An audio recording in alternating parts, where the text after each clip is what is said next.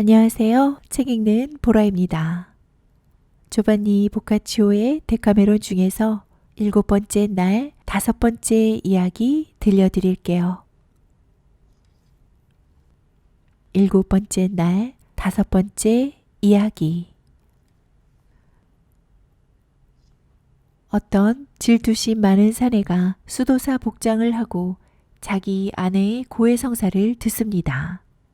아내는 밤마다 찾아오는 어느 수사를 사랑한다고 말합니다. 이에 질투심 많은 사내는 몰래 문간에서 아내를 감시하지만 아내는 지붕으로 애인을 끌어들여 즐깁니다. 라우레타가 이야기를 끝내자 사람들은 모두 아내가 그 못된 남편에게 딱 맞는 행동을 제대로 해냈다고 칭찬했습니다. 왕은 시간을 낭비하지 않기 위해 피암메타를 바라보며 다음 이야기를 들려달라고 부드럽게 청했습니다. 이에 대해 피암메타는 이렇게 이야기를 시작했습니다. 고귀하신 부인들이여, 방금 전 이야기를 들으니 비슷하게 질투심이 많은 어느 사내의 이야기가 생각나네요. 그런 사내들, 특히 이유도 없이 질투를 하는 사내들에게 아내들이 행하는 일은 지극히 정당한 일이라고 평가되죠. 법을 만드는 사람들이 만사를 찬찬히 살펴보았다면 자기만 생각하고 남을 해치는 사람에 대해서 제정한 벌과 똑같은 벌을 아내를 위해서도 제정했을 거예요. 질투심 많은 사내들은 젊은 아내들의 목숨을 노리는 자들이며 아내의 죽음을 집요하게 바라는 자들이기 때문이죠. 아내들은 일주일 내내 집안에 틀어박혀 가족에 관련된 일이나 가사를 책임지고 있지만 누구라도 그러하듯이 적어도 일요일에는 일말의 위로나 휴식, 유흥을 취하고 싶어 하죠. 들판의 농사꾼이나 도시의 노동자나 법원의 관리도 다 그렇잖아요. 7번째 날에는 하느님께서 모든 노고를 뒤로하고 휴식을 취하신 것처럼 신성한 율법도 세속의 법률도 하느님의 은총과 모든 사랑의 공동선을 위해서 일하는 날과 휴식하는 날을 서로 구분하고 있는 겁니다. 그런데 질투심 많은 사내들은 이런 일에 전혀 동의하지 않아요. 오히려 다른 모든 여자들이 즐기는 날 아내들을 더 감금하고 올가매면서 그들을 더욱 비참하고 슬프게 만든답니다. 그것이 얼마나 가엾은 여자들을 지치게 하는지 겪어본 사람만 알죠. 따라서 결론을 말씀드리자면 부당한 질투를 하는 남편에게는 아내가 무슨 일을 하더라도 절대 비난해서는 안 됩니다. 오히려 칭찬해야 마땅하죠. 옛날 아리미노에 부동산과 돈을 많이 가진 부자 상인이 살았어요. 그는 대단히 아름다운 여자를 아내로 데리고 사는 동안에 필요 이상으로 질투심을 갖게 되었습니다. 특별한 이유가 있었던 것도 아니에요. 그저 아내를 너무나 사랑했으며 아내가 아름다워 보이니 다른 사람들도 아내를 아름답다고 생각할 것이고 또 아내가 자기에게 하는 것처럼 다른 사람에게도 살갑게 대할 테니 틀림없이 모든 사내들이 아내를 사랑할 거라고 생각했기 때문입니다. 나쁜 남자, 감성이 메마른 남자의 이야기죠. 그런 까닭으로 질투에 눈이 먼 남편은 아내를 엄중하게 감시하고 집에만 가둬놓은 탓에 아내는 사형 선고를 받은 죄수와 조금도 다를 바가 없었어요. 죄수도 실제로는 그렇게 심한 감시를 받지 않으리라 여겨질 정도였어요. 결혼식이나 축제나 교회에 가는 것은 그만두고라도 무슨 핑계를 대도 집 밖으로 나갈 수 없었고 어떠한 이유에서도 창문으로 밖을 내다보는 것도 금지되었으니까요. 그러니 부인의 생활은 그야말로 최악이었으며 자기로서는 아무런 잘못도 없다고 생각했던 만큼 그 고통은 참기 힘들었죠.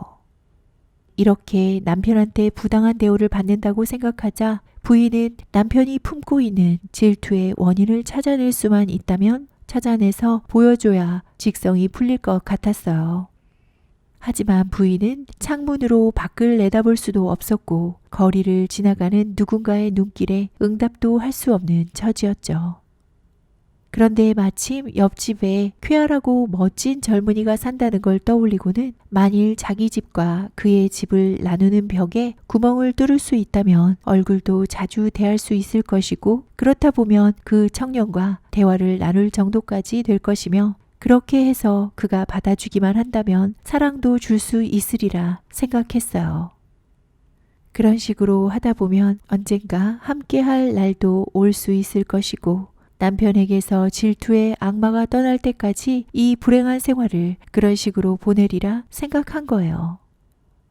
그리하여 여자는 남편이 없을 때 집의 벽을 이리저리 살펴보다가 우연히 어느 비밀스러운 곳에 틈새가 벌어져 있는 것을 발견했어요. 그리고 들여다보니 저편이 잘 분간되지 않았으나 틈새가 벌어진 곳이 분명 누군가의 방이라는 것을 짐작할 수 있었어요. 부인은 혼자서 이렇게 중얼거렸죠. 이게 필리포의 방이라면, 그러니까 옆집 청년의 방이라면 일은 다 된 거나 마찬가지라고 생각한 거예요. 그래서 자기를 동정하던 하녀를 시켜 조심해서 엿보게 한 결과 그곳이 바로 그 청년이 혼자 기거하는 방임을 알게 됐답니다. 그리하여 부인은 틈만 나면 그 틈새에 달라붙어 있었어요. 그러다 돌멩이나 그런 잡동사니들을 틈새로 떨어뜨리고는 어떤 반응이 나올까 하고 기다렸더니 그게 뭔가 하여 청년이 다가오는 것이었어요. 부인은 청년의 이름을 나직이 불렀어요. 청년은 그 목소리가 귀에 익었던 터라 얼른 대답했죠. 부인은 기운이 나서 자기 마음을 삽시간에 모조리 열어 보였어요. 청년은 대단히 기뻐했고 자기 쪽에서 벽의 틈새를 더 크게 벌려 놓았죠. 남들이 알아채지 못하도록 말이에요. 이렇게 둘은 자주 대화를 나누고 손을 맞잡고 했습니다. 다만 질투가 심한 남편의 엄중한 감시 때문에 그 이상은 나아가지 못했죠. 어느덧 크리스마스 축제가 다가오고 있었어요. 부인은 남편에게 허락해 준다면 자기도 축제날 아침에 다른 신자들이 하듯 교회에 가서 성찬도 받고 고해성사도 하고 싶다고 말했어요. 그러자 질투심이 많은 남편이 이렇게 말했어요. 고해를 한다니 대체 무슨 죄를 지었다는 거야? 부인이 말했어요. 왜요? 당신이 날 이렇게 가둬놓으니 내가 성인이라도 된 줄 아시나요? 나도 세상 사람들처럼 죄를 짓는다고요. 잘 알잖아요. 하지만 당신에게는 말하고 싶지 않아요. 신부님이 아니니까요. 질투심 많은 남편은 이 말을 듣고서 의심에 사로잡혀 무슨 죄를 졌는지 꼭 알아내리라 마음을 먹고 자기가 할 수 있는 적당한 방법을 찾아냈어요. 그는 부인에게 그러라고 하면서 단 그들이 가는 교회 말고 다른 교회에 가서는 안 되고 아침 일찍 교회에 가면 주교님에게 고해성사를 하든지 아니면 주교님이 지명하는 신부에게 해야지 다른 사람에게 하면 절대 안 되며 끝나면 곧바로 집으로 돌아오라고 다짐을 받았어요. 부인은 무슨 얘긴지 대강 이해하고는 다른 말은 할 것도 없이 그렇게 하겠다고 대답했어요. 축제날 아침이 되자 부인은 새벽같이 일어나 단장을 하고 남편이 지정한 교회로 갔어요. 한편 질투쟁이 남편은 그 교회에 부인보다 먼저 가 있었죠. 남편은 이미 그 교회의 신부와 짜고 신부들이 흔히 입는 조금만 앞으로 당겨도 얼굴이 가려지는 큰 두건이 달린 신부복으로 잽싸게 갈아입고는 성가대에 섞여 앉아 있었어요. 부인은 교회에 도착해서 주교님을 만나게 해달라고 청했어요. 주교가 왔고 부인이 고해성사를 드리고 싶다고 하자 자기는 지금 그럴 수 없으니 다른 신부를 보내겠다고 하는 것이었어요. 그러고서 주교는 불행하게도 남편을 부인에게 보냈죠. 남편은 아주 침착한 모습으로 걸어왔어요. 아직도 날이 채 밝지 않았고 눈까지 두건을 덮어쓰고 있었지만 남편은 자신을 감추지 못하고 곧바로 부인에게 들키고 말았죠. 부인은 그 꼴을 보고 속으로 말했어요. 아이고 맙소사, 저 질투심 많은 인간이 신부가 됐네. 하지만 어쩌는지 두고 보자고. 알고 싶어 하는 걸 다 알려주고 말 테니. 그리고 남편을 알아보지 못하는 척 하고서 그 발 아래 무릎을 꿇었어요. 질투쟁이는 말을 좀 어눌하게 하여 부인이 자기 말투를 잘 알아듣지 못하도록 입속에 무언가를 넣어두었어요. 또 겉모습도 완전히 변장을 했으니 들킬 염려는 전혀 없다고 단단히 확신했죠. 마침내 고해성사를 할 시간이 왔어요. 부인은 우선 자기가 결혼한 몸이라는 걸 밝히고 나서 어떤 신부와 사랑을 나누게 됐는데 그 신부가 밤마다 찾아와 자기와 동침을 한다고 말했답니다. 이 소리를 들은 질투쟁이는 가슴에 비수가 꽂히는 느낌이었어요. 만일 더 많은 걸 알고자 하는 의지가 그를 붙잡지 않았더라면 고해성사고 뭐고 다 팽기치고 가버렸을 거예요.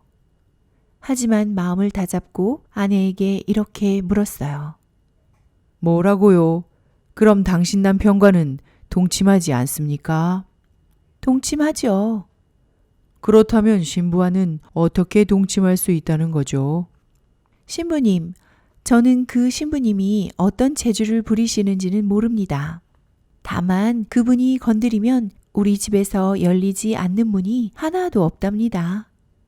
그분 말씀이 제 방 앞에 와서 문을 열기 전에 몇 마디 주문을 외우면 제 남편이 곧바로 골아떨어지고 그걸 확인하고 난 다음에 문을 열고 안으로 들어와 저와 함께 한다는 겁니다. 한 번도 그르친 적이 없답니다. 그러자 질투쟁이가 말했어요. 부인, 그건 잘못된 일입니다. 당장 그만둬야 해요. 신부님, 저는 도저히 그럴 수 없어요. 그분을 너무 사랑하거든요. 그렇다면 저는 당신을 용서할 수 없습니다. 저도 가슴이 아픕니다. 하지만 저는 거짓말을 하려고 여기 온 게 아니에요. 거짓말을 할 수만 있다면 왜 안 된다고 하겠습니까? 이 말을 듣고 질투쟁이는 이렇게 말했어요. 잘 들으세요, 부인. 부인이 이 일로 해서 영혼을 잃는 모습을 본다는 건 참으로 슬픈 일입니다. 하지만 나는 나의 수고를 아끼지 않고 당신을 위해서 하느님께 특별히 기도를 드릴 작정입니다. 아마도 나의 기도는 효험이 있을 겁니다. 성당에 신학생을 가끔 부인께 보낼 테니 효험이 있는지 어떤지 그분께 말씀해 주세요. 만일 효험이 있으면 그때 가서 다시 얘기하도록 하지요. 신부님, 누군가를 집으로 보낸다는 말씀은 하지 마세요. 제 남편이 여간 질투심이 강한 분이 아니어서 필시 아내와 뭔가 잘못된 짓을 꾸미러 왔다고 생각할 겁니다. 그러면 1년 내내 편할 날이 없을 거예요. 부인, 그 점은 염려 마세요. 부인께서 남편에게 어떤 말도 듣지 않도록 제가 잘 조치해 놓겠습니다. 그렇게만 된다면 얼마나 좋겠습니까?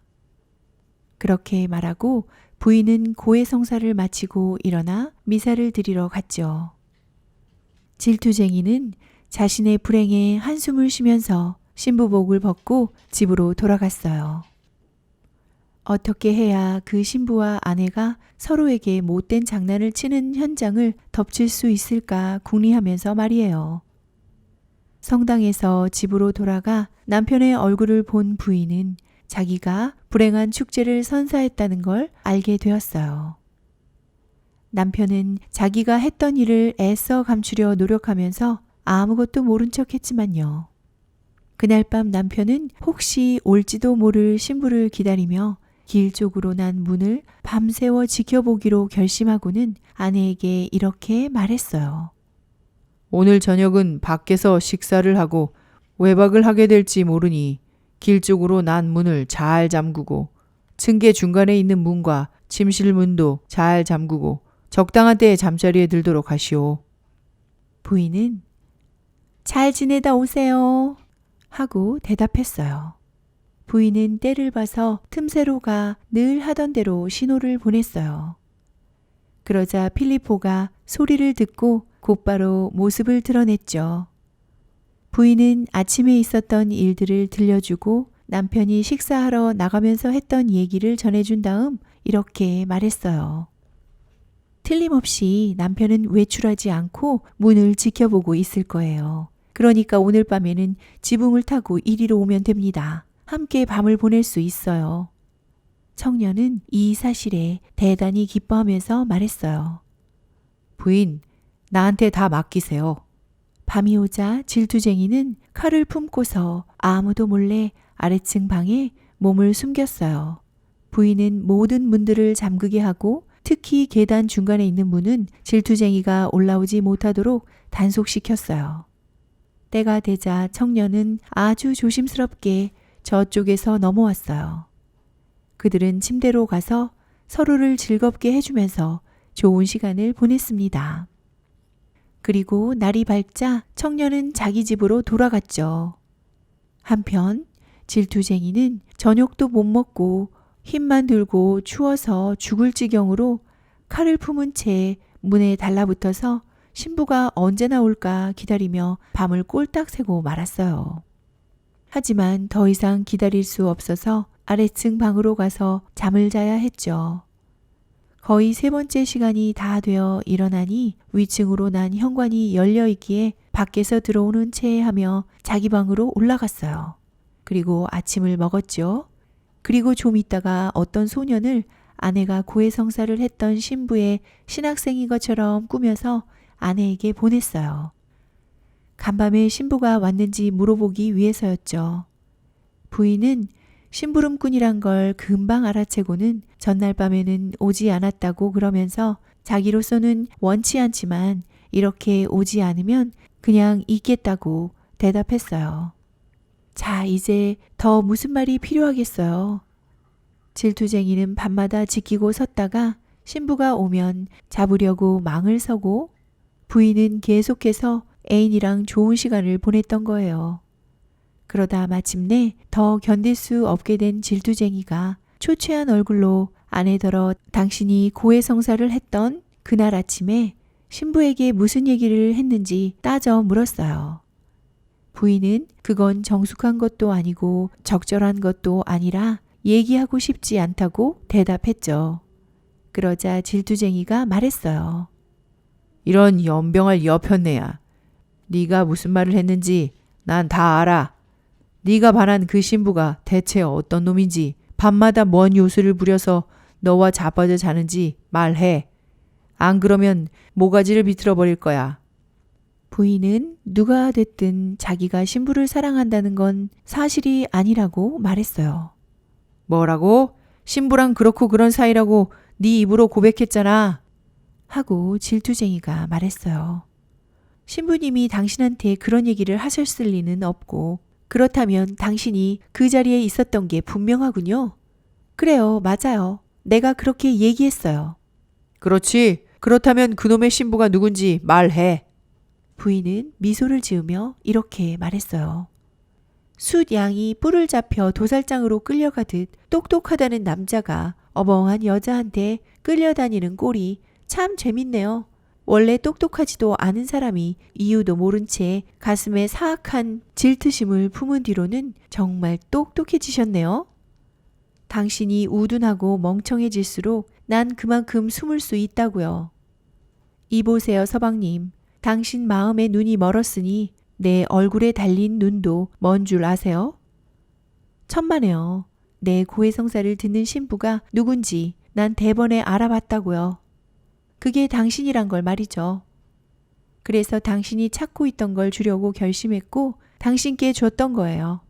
하지만 당신 생각대로 당신이 현명한 사람이었다면 선량한 아내의 비밀을 그런 식으로 알리려 하지는 않았을 것이고 쓸데없는 의심도 품지 않았을 거예요. 당신 아내가 아무런 죄도 짓지 않고서 당신께 진실을 고백했다는 걸 알았을 테니까요. 내가 어떤 신부를 사랑한다고 말했죠. 내가 그토록 사랑하는 당신은 신부가 되어 있지 않았나요?